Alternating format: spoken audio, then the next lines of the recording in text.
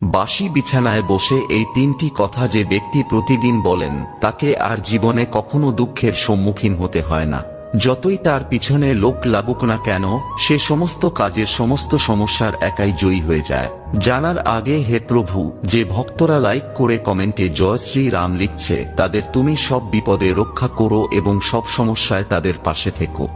Number 1, সকালে ঘুম থেকে উঠেই বিছানায় বসে আপনার পিতার নাম 4 বার, আপনার মায়ের নাম 3 বার এবং আপনার গুরুর নাম 3 বার উচ্চারণ করুন। এতে করে সূর্য, চন্দ্র এবং বৃহস্পতি গ্রহ আপনার ওপর খুবই প্রসন্ন থাকবে এবং আপনার জীবনে ও সংসারে সুখ, শান্তি, সমৃদ্ধি, অর্থ এবং মান সম্মান বজায় রাখবে।